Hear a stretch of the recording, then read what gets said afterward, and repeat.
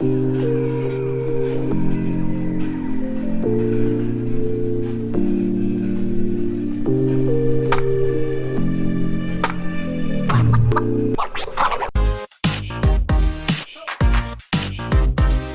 it looks like it's going to have to be modified straight out of the packet. So what's unusual about that? What's going on, everybody? Welcome back. I've been working on this thing for a few days without filming, so a few things have happened. One, I've put the bumper back on. I'm going with this bumper because it doesn't have fog lights in it, and I'm running out of time. I've got 13 days left to have this thing registered before the other one's done. So I've just got to put it back together, basically. The pink turned out really good, as you can see. I've got the front fenders on. The front bumper is on. I still haven't done filled up the radiator or anything like that, but I do have the caps. Maybe I'll do that today. I want to get the headlights in, that sort of thing. Basically get this area put back together. The radiator, filling that up and stuff like that, I can do that after the fact. Like, once it's all back together, that's doable. I haven't put fluid in here. Originally I was going to do a full brake upgrade, but there's complications with that, and the complications go a little bit like this. The DA52W Landy rear housing and diff that I was going to fit to this thing puts the ratio at 4.555, whereas the standard is a 6.25, I think. So that will mess up the speedometer. Now I have a solution for that, which is to use the speed sensor from the Landy in this gearbox, but as nobody's tried that before, nobody knows whether it's going to work. I'm happy to do that after I've shuck-ended it, but they do test whether your speedometer works during the shuck-end or JCI process, so I need that to be accurate. Yes, I could just fit this and then memorize what 40 kilometers an hour is in second gear, what RPM that is, and that would, you know what I mean? So if I put it in second and I'm doing 40 and it's 3000 RPM, when I go to do the test, just put it in second and set it to 3000 RPM, and that'll be right? I think I got those numbers right. I don't know. I'm a bit stressed because of this. Have to get it done. So let's have a look on the inside. Okay, as you can see, the dash is back in, the cluster is in there. Now, in the last lot of footage I did, can you see that?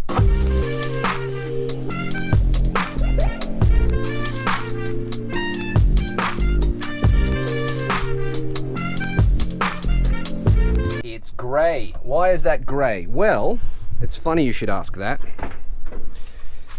There is 4 bolts, 1, 2, 3, 4, that go into the dash support bar.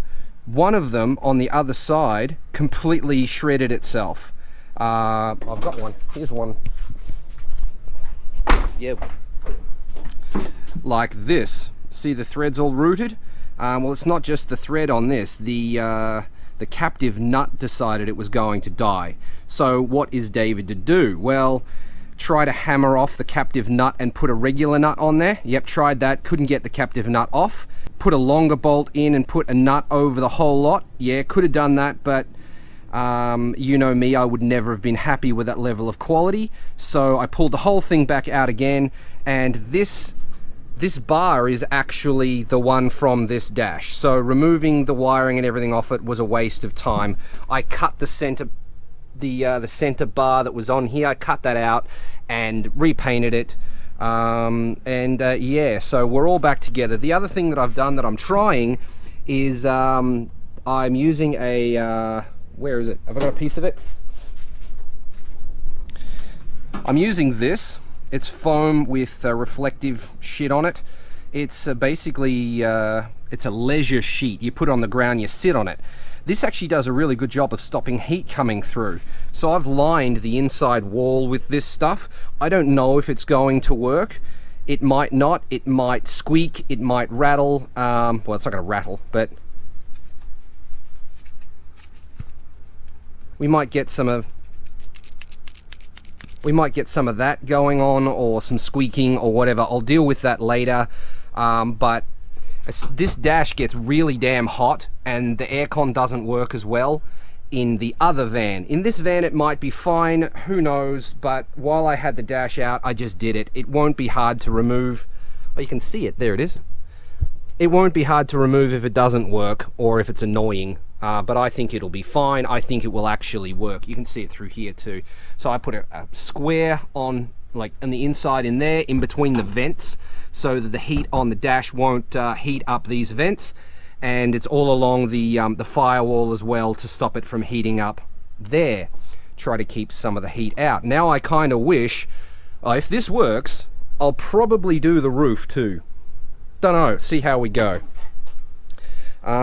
So yeah, there we are. Like I'm pretty stoked with the wiring system. The PLX is up under there. See that little red box? That's the PLX for the wideband O2 sensor. We've got our radio wiring here. I ran this wire. This will run the ETC, the electronic toll collection. This one goes to the boost controller. The boost controller wire is this one here, down here. This runs down through there. Get out of the way, can't see. Runs down through there, and then along here, up underneath the airbag dispenser controller thingy, and then in through a grommet here. Along this wall underneath the heat shielding, see that silver stuff? That's what do you call that? In Japanese you'd say that's dannetzuzai. It's insulation. There you go. It's basically fiberglass mat with aluminium tape on it. That's basically all it is, but it stops heat. All my wiring runs behind that, so it won't get hot. There is the boost controller brain. It's a bit dark, but there it is there. And there's the solenoid. It isn't connected up yet, and I will not connect it for Shaken. It just needs to, well, it doesn't even need to be there. I wasn't keeping track of time, and I mean, this didn't even really need to be installed yet, but it was like, while you've got the dash out, you may as well fit it. So that's what I've done. I've got the USBs that I was working on. There's 3 here, and that goes to the thing that I modified is in there. Difficult for you to see. I'll try and lighten it in post so you can see it. That there, and that goes to here. This will not stay here. I will find a better location for it. I really wanted it on this here. Once the glove box installed, it's actually in the way, so that's no good. This position, I'll have to find another spot, maybe here. I don't know. So that's that. I'm not sure what it's time for now. I really need to get stuck into mechanical. I've removed the airbox because I need to get to this red wire. The red wire is the wideband, this red wire is the narrowband O2 sensor, the stock O2 sensor wire.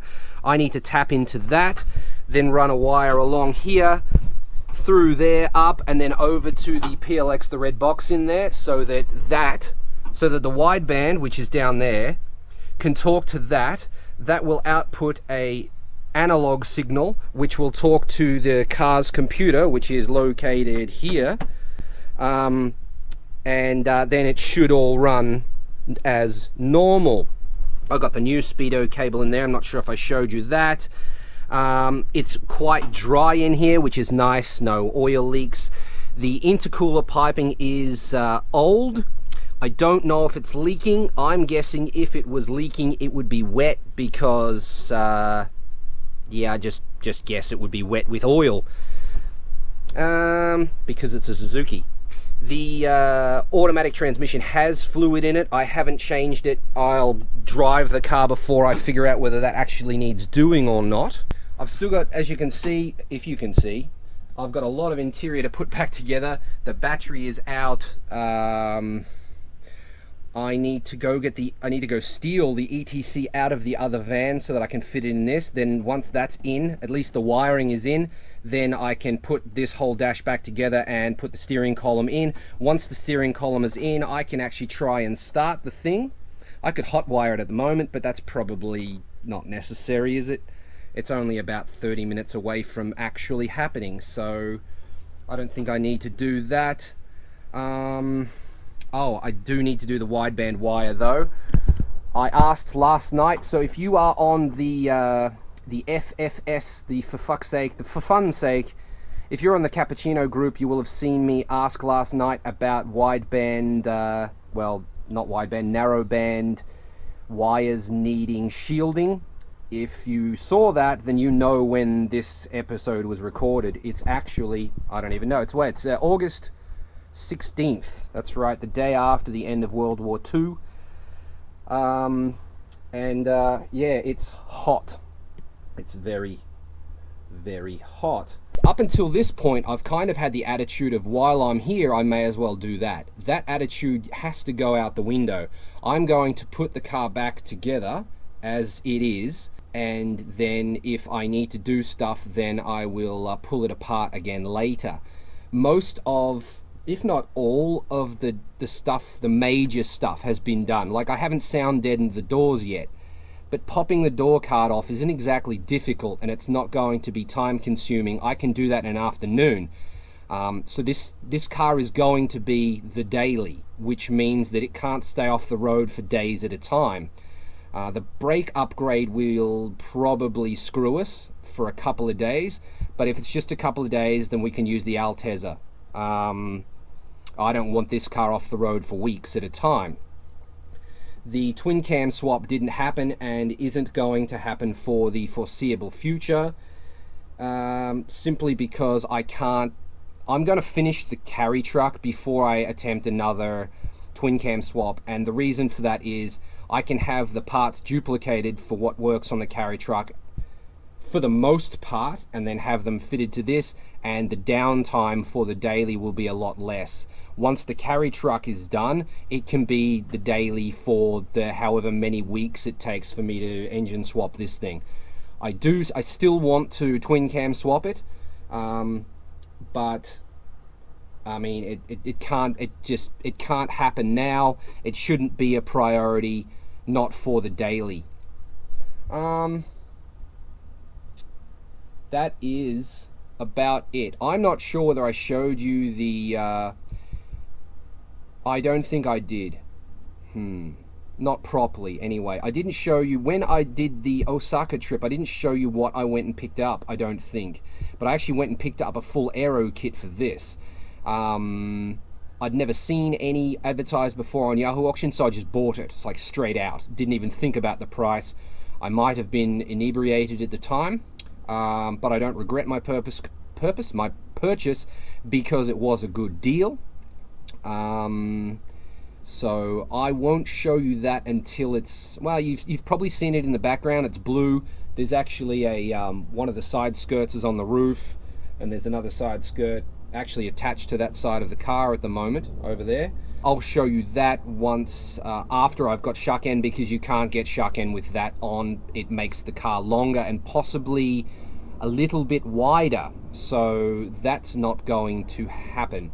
I'll paint the whole lot and paint the bumpers at the same time, and then yeah, there's so much more to do on this van, but a lot of it's not going to happen before shuck end happens. The door sliders, I want to completely replace those. That's like $400 though to do all of those. Hinges, like the sliders on the rear doors, that needs doing. The chrome handles that I bought for the rear need modifying straight out of the packet because they bind on the body. Weird. Yeah, other than that, it's just putting shit back together at the moment. I'll film some of it, but I've been talking to you for about 15 minutes now. I need to get back into this. Alright, so update soon. Later.